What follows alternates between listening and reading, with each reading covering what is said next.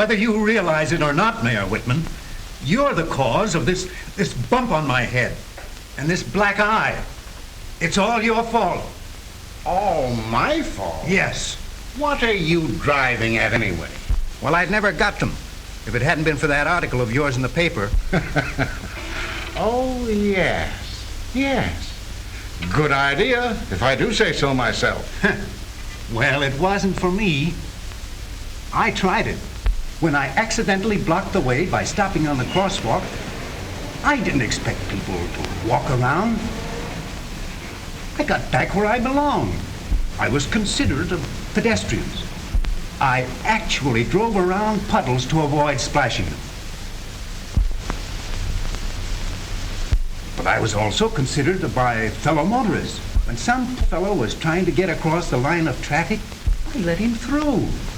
Courtesy was only a matter of a few seconds. I had time for it. I swung out of line so the car parallel to me wouldn't have to stop for a double-parked car. When a driver nosed out ahead of the line at a stoplight, I didn't take the chance to smash him into the oncoming cars. I even treated the deliberately reckless driver courteously. And when some driver's motor had gone dead on him, and everybody was honking loudly, impatiently, I sat quietly and waited.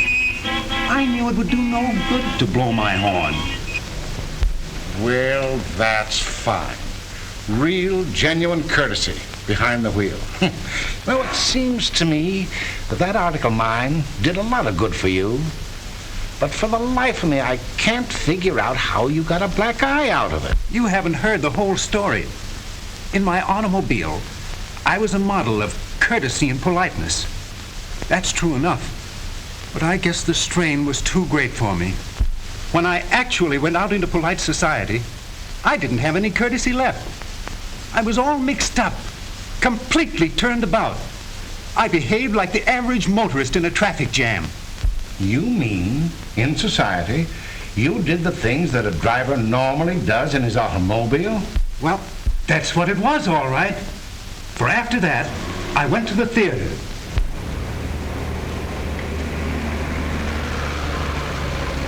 Something happened to me the moment I set foot out of my car.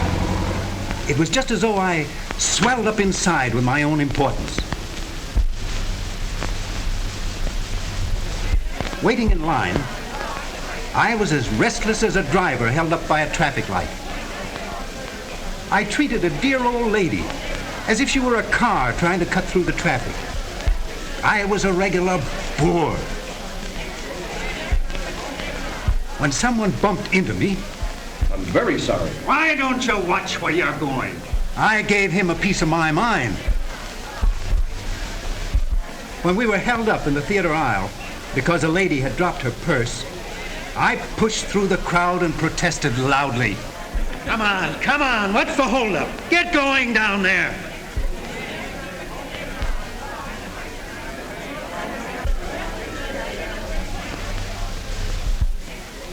And when a lady wanted me to get up so she could pass, I yelled out, Go on around the other way. well, I guess I carried things a little too far.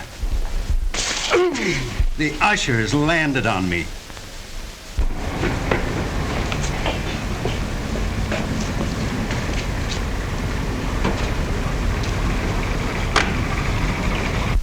But in my car again, I was courtesy itself. Oh, sorry, boy. I almost forgot your tip. Good evening, gentlemen. I was careful to give signals before I made turns. Even though other drivers threw their bright lights in my face, I turned on my passing lights. When someone in back of me failed to put on his brakes soon enough, Oh, that's quite all right. No harm done. well, Mayor Whitman, that's my story. That's how I got the bump on my head and the black eye. And it's all on account of that idea of yours about taking society manners into the automobile. I still think it's a good idea. Well, I don't. What's going to happen to me if I keep on... Nothing more serious than a bump on the head now and then. Yes, but it isn't natural. Discourtesy in polite society may shock people, but discourtesy behind the wheel of an automobile means real trouble. When all motorists learn to take their company manners with them into their automobiles, driving will be much more enjoyable and a lot safer.